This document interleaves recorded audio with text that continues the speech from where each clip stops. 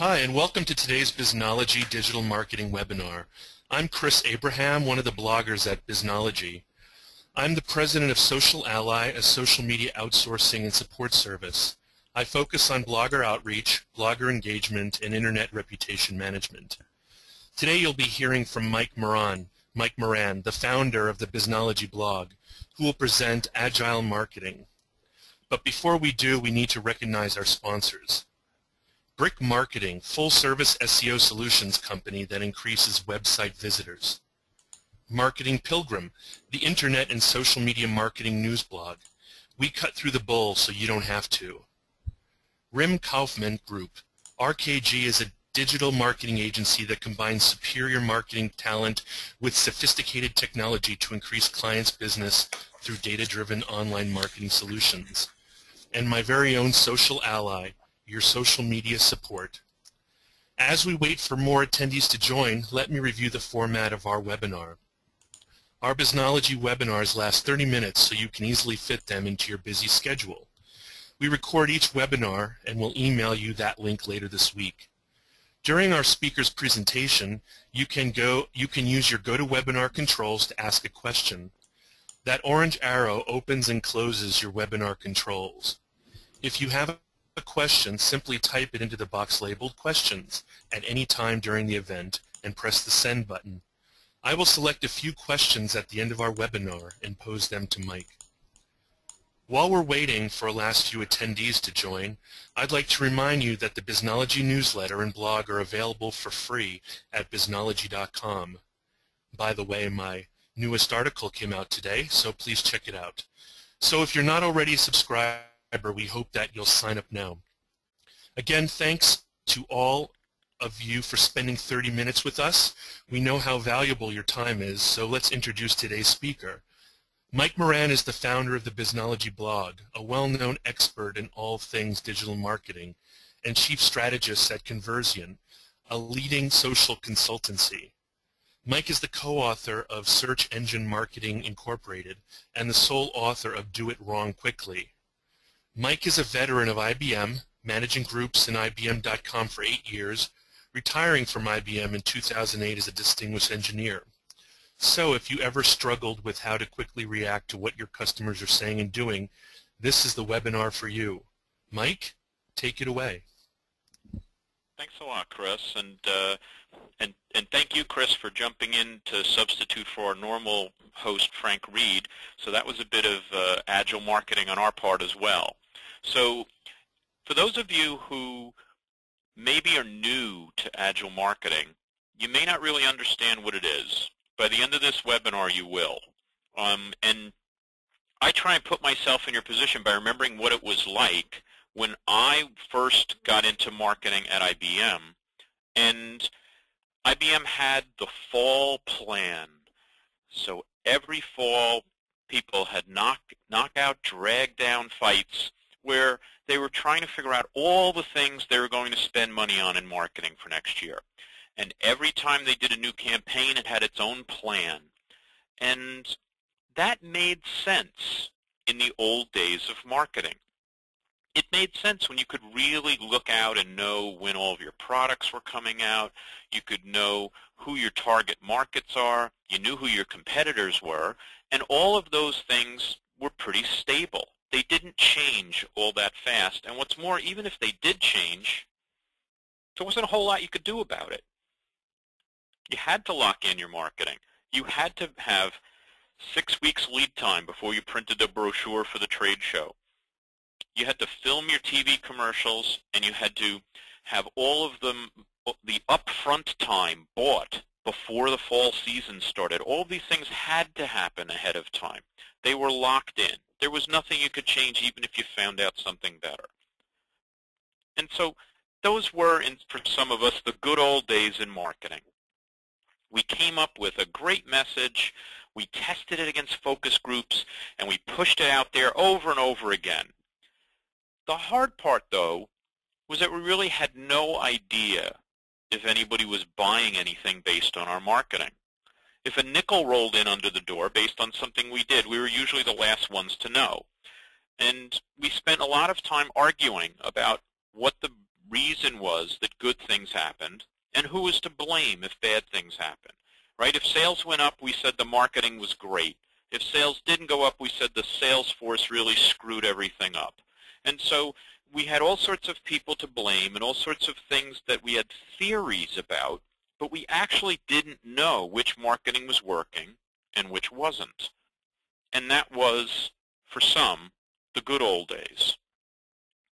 I want to tell you that we're actually in the good new days. We're in the good new days because now companies that could never do marketing before on any scale can market. So I've worked with B2B clients whose idea of marketing before now was to take an ad out in the yellow pages or print a print ad in an industry journal or that dreaded brochure to drag to the trade show. That was marketing. They didn't have a chief marketing officer. They had some low-level employee that was in charge of the little bit of marketing that they did every year. But now, with internet marketing, with digital marketing, you can now do marketing that targets even very small groups. Even very targeted B2B companies can do marketing. But the more important thing is that you can measure the results of everything you do. So every marketing that you do online, you can have some kind of tangible result that you could then measure. But what that means is as you start to see what people say and what people do, now you have to change your message in response. And that's what Agile marketing is all about. Agile marketing demands that instead of having these long-range upfront plans that we adhere to, our real plan is that we're going to figure it out as we go. Our real plan is that we're going to try things, see what works, and then try something else. Now, it might sound extremely different from the old style marketing, and in some ways it is, but you have to remember that the most important thing about Agile marketing is not the Agile, it's the marketing. It's still marketing. So if you target your market properly, if you know what they care about, and you connect with your marketing message, then you're going to succeed in marketing, whether you're doing Agile marketing or not, whether you're doing digital marketing or not. Marketing is still marketing. If you do those things, you're going to improve your brand image and you're going to drive sales. That's what marketing is all about, and Agile marketing is no different. The difference is how you do it. See, the old style marketing, the reason that they had all those plans was not dumb. The reason they had all those plans is because marketing was incredibly risky. Even if you were the company that all your marketing was to figure out the print ad in the trade journal, you still had to do the ad up front. You had to pay for it up front. And then if it didn't work, you would blow your budget. And so that was incredibly risky. And you can obviously imagine how risky it was to be buying upfront time for TV commercials and committing an entire campaign for millions of dollars. All of those things were incredibly risky. And so as marketers, what we tried to do was to get rid of as much of that risk as we could, to try and mitigate the risk, as marketers and lawyers like to say. We wanted to get rid of that risk. We wanted to lower the risk. But now we've had all of those neurons firing of lower risk, lower risk, lower risk, all these years, and it's a lot harder now for us to do what really needs to be done, because web marketing and other digital marketing rewards experiments rather than long-term plans. And so you might feel like this guy. You might feel stuck. You don't know what to do. You think you have to go off and ponder. If plans don't work anymore, now I have to plan what I'm going to do next instead of plans. Well, not really. See, this can feel out of control. It can feel like you're just throwing things up against the wall to see what sticks. And in some sense, it's so. But the truth is that you never knew what was going to stick. Even when you did all those plans, you had no idea what was going to work and what wasn't. And so you had to kind of admit that what you're really doing is to do it wrong quickly. And so that's the title of my second book, and it's not because I'm trying to get you to do things wrong. If you're anything like me, you don't need any help with that. You're really good at screwing things up. I know I am. What I'm really trying to get you to do is to think about the fact that most of what we do actually is wrong. Most of what we try doesn't work. And the difference is whether you've had this long, long planning phase that leads up to doing something that maybe isn't the best, or whether you've done something rather quickly and you get a feedback loop that helps you know which things are working and which things aren't. Now, there are some things for which it makes sense to do things wrong quickly. I would not want to be the test pilot on a plane that was built wrong quickly. That doesn't make a lot of sense. But marketing is not NASA. It's not astronauts. It's not test pilots. Marketing is something that can be changed very quickly online. It still might not make sense to do marketing wrong quickly when you're talking about building a TV commercial campaign. That probably is something you do want to do focus groups on. You do want to plan it out because it's still a big risk. But there are ways to test things that might be cheaper, and maybe you can debut your commercials online so that you haven't bought all the commercial time and see which ones catch fire on YouTube. There's all sorts of things that you can do to try and mitigate your risk of the big campaign while understanding that digitally you're not running a big risk at all. So how do we get this feedback, right? It seems like the feedback loop's the most important thing. And so you probably want to use technology. And there's all sorts of technologies out there. I'm sure all of you have web analytics systems like Google Analytics and Omniture and all sorts of other systems. But you also need to think about more than just collecting the data. It's not enough for you to just count everything. You have to analyze the metrics that come in and use them to make decisions. And this is the hard part, because a lot of us marketers have gone into marketing as a refuge from math. We'd really prefer not to have to think about all those numbers. We're the creative people. We're the ones who know how to express ourselves. We're the message people. And that's okay. But what you have to be ready to do now is you have to be willing to make decisions by the numbers. It doesn't mean you have to be the one calculating the numbers, but you need somebody there who's analyzing the numbers and telling you which things worked and which things didn't, so that you now have the ability to make decisions based on what's working and what isn't. So what are the metrics that we're talking about? So there's 3 different metrics that you can apply to almost any kind of marketing, digital marketing, and that will help you know when the things are working or whether they're not. So the first is impressions, and there's lots of different geeky names for all these things, whether it's an email that was opened or an ad that was displayed, or whether it was a page view. I mean, all sorts of names for them. But the real question you want to ask is, whatever my marketing was, did they see it? How many people saw it? Then you want to know if they went deeper in the experience. Did they select it? Did they choose it? So did they mouse over it? Did they click through? What happened with that marketing? Did they go further into the experience? And then you want to know what the conversions are. So if you're an e-commerce site, you want to know if they bought it. Otherwise, you want to know what they did on the website. Did they do whatever conversion is there? So did they go find a store? Did they call up? Did they fill out a contact form? What did they do that you wanted them to do on the website? And if you're really doing a great job, you'll know what they did offline as well and whether they actually came from the website to make a purchase. And that's the kind of feedback you need. If you have that feedback, all of a sudden, you're going to be able to know which marketing of yours they saw, whether it's a YouTube video, whether it's a page on your website, whether it's an email you sent out, doesn't matter. All of them, you're going to be able to figure out whether they saw it, whether they chose it to go further into the experience, and whether they eventually bought something either online or offline. And if you know those things about your marketing, you suddenly know which marketing is working and which isn't. So that's the hard part, though, is using the feedback loop to actually make decisions. And the reason it's hard is because now you're accountable. It used to be that you could blame the sales teams when sales didn't happen.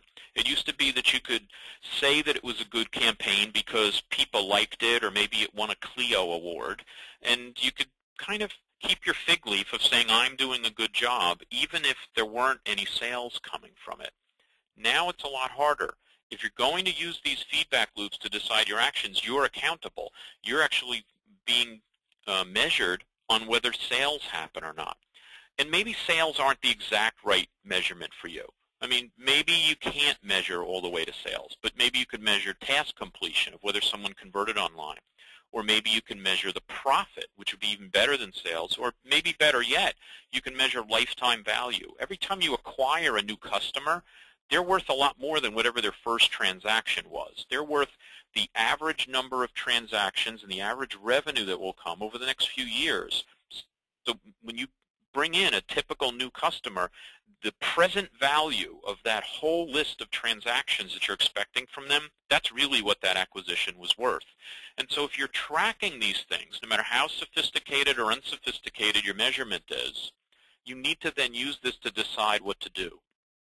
So that may mean you've done a campaign that you're really proud of, you're really excited about, that you really think is good, and it lays an egg. And you have to quickly say, you know what, it laid an egg, let's move on. And maybe we're going to do something completely different. Maybe it was a good idea, but we just did it wrong. And now we have to figure out how we're going to do it a little bit differently and a little bit better. And so there's really 3 R's of Agile marketing, like I talk about in Do It Wrong Quickly. You have to be real, relevant, and responsive.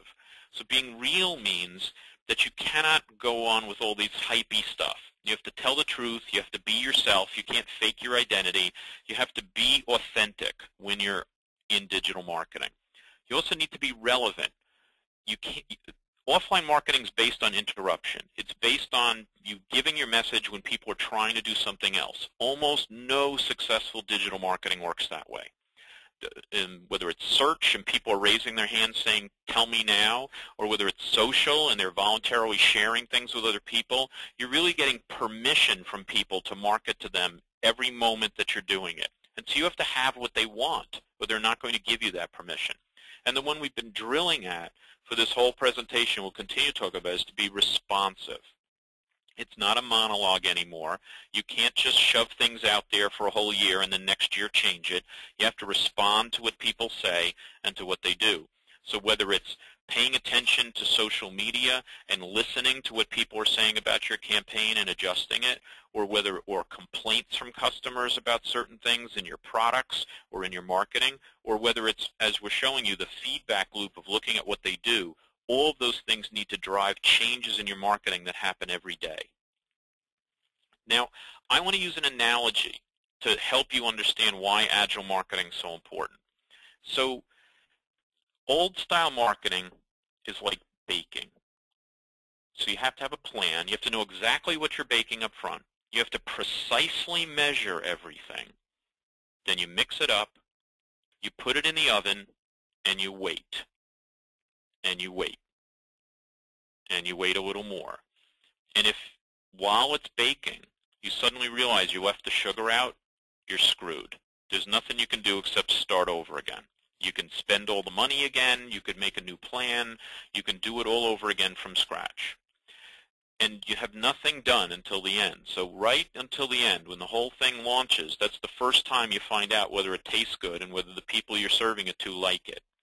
And baking is hard, but baking is the way you have to do a lot of traditional marketing, and so you live with it. Agile marketing is more like making soup. So you can put a stock on the stove, and you can start adding things to it. So you start adding vegetables, and you simmer it along, you start tasting it, you salt it a little bit, you add a little more spices, you keep tasting it, you keep changing your mind about what you want to make the ingredients. You didn't have to know all the ingredients up front. And right at the end, you might realize, hey, you know, we've got some cooked chicken in the fridge, and so I'm going to throw that in. We're going to have chicken vegetable soup instead. And so right at the end, you can change something because you decided that it's going to be better. And the other thing is that you can eat it all the time. From the very beginning, you could have eaten it if you were really hungry. It would have had some value to you. Now, it would taste better if you waited till the end, but you could still eat it. You can't really do that if you're baking. Now, it's true that we could make soup the same way that we bake. We could come up with all the ingredients up front. We could decide in the very beginning what we're going to do. We could put all the ingredients in.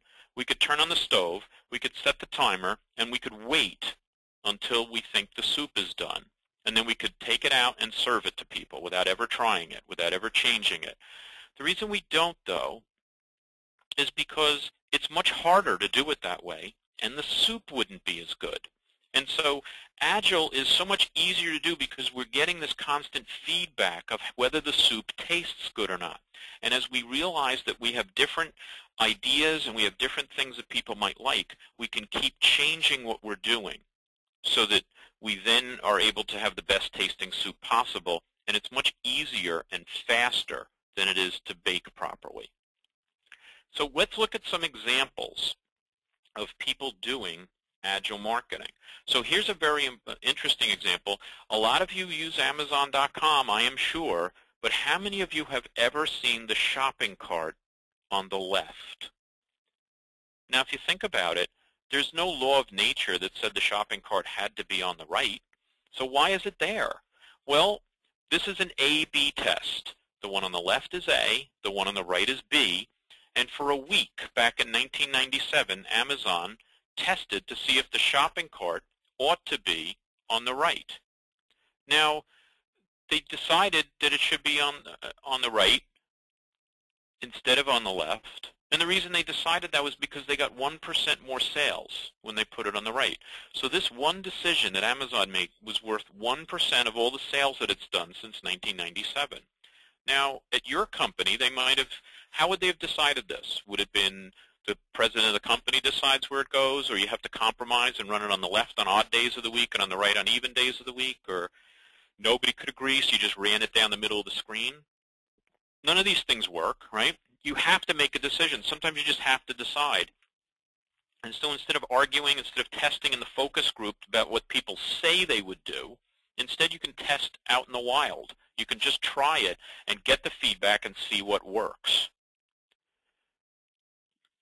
The other thing that you can think about is, suppose you have a situation where you have way more than two choices. It's not A and B. It's A through Z and even more. You might even have thousands of different variations if you think about all the different pictures you could use on your product catalog pages and the different variations of copy and where things show up on the screen.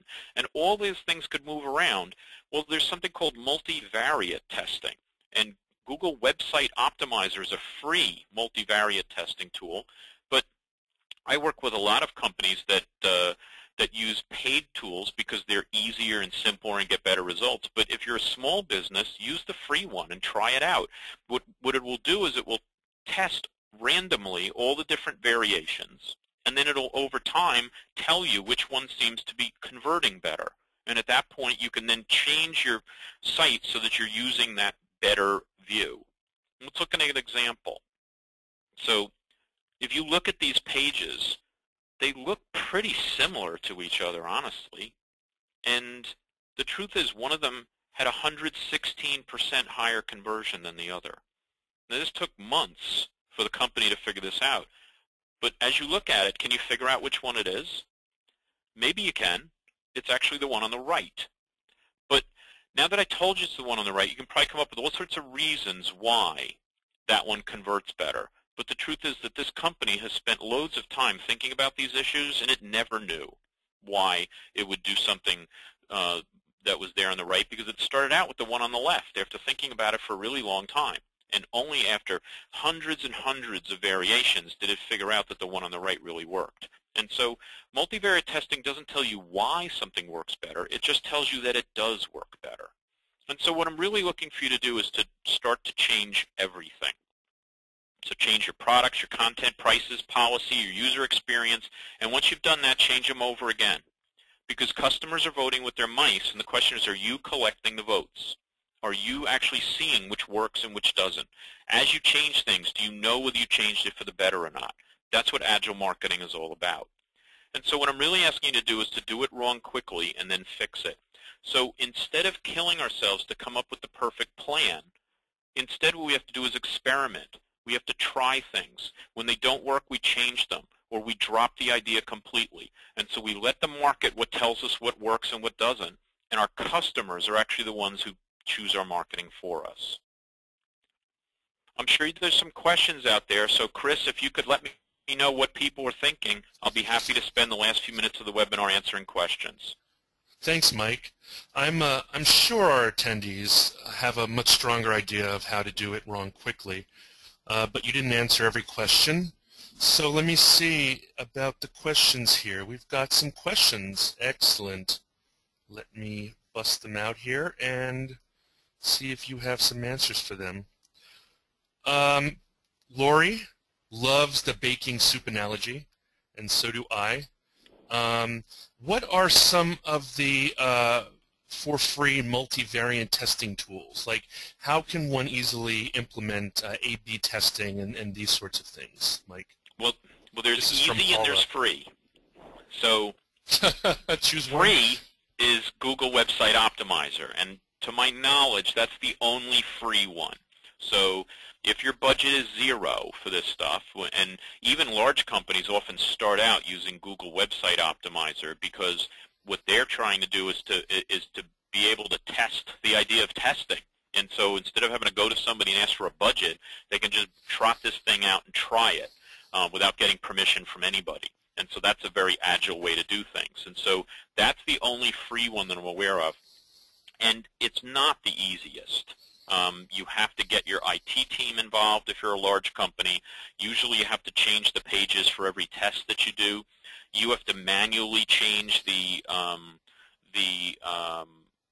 winning page when you're done. And it requires a lot of repetition. So it could take quite a while if you're a small site before you've gotten enough page views of the different variations before you can really pick a winner. So there are a number of other tools, and if anybody works at large companies and they'd like to email me afterwards, there are different tools that make sense in different situations depending on what your situation is, and be happy to help somebody figure out what the right one is for them. I'd like to remind our audience that it's not too late to ask your own questions by typing it into the questions box in your GoToWebinar controls. And I'd like to thank quickly the sponsors once again, Mike, before we go back to the next questions, okay? Sure. Brick Marketing, thank you. Full-service SEO solutions company that increases website visitors. Marketing Pilgrim, thank you. The Internet and Social Media Marketing News Blog. We cut through the bowl so you don't have to. I really like that slogan. Rim Kaufman Group. RKG is a digital marketing agency that combines superior marketing talent with sophisticated technology to increase clients' business through data-driven online marketing solution. And my minimalist social ally, your social media support. Now on to more questions. Barbara is asking, do we know what the next webinar content will be? This was great! Exclamation point. Oh, I'm so glad. Well, sure we do. I love to flog the next one. So I'll be doing the next one as well.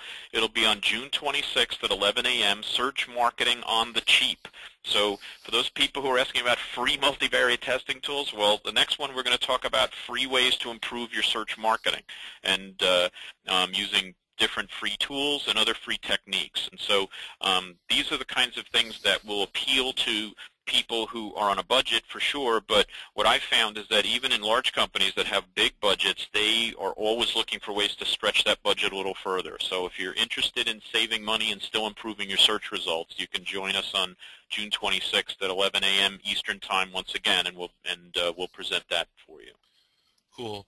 Amir wants to know, hi Mike, what are some examples of marketing campaigns that have done this right?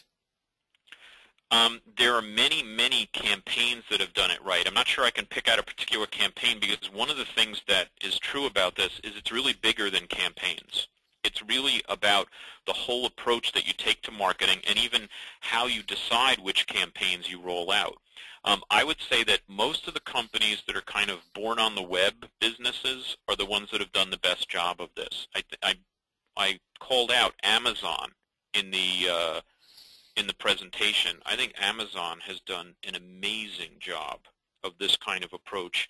The CTO of Amazon is someone that I interviewed for my second book, and he told me that they could change a font at 8 in the morning, and by lunchtime they would know if it was a good idea or not.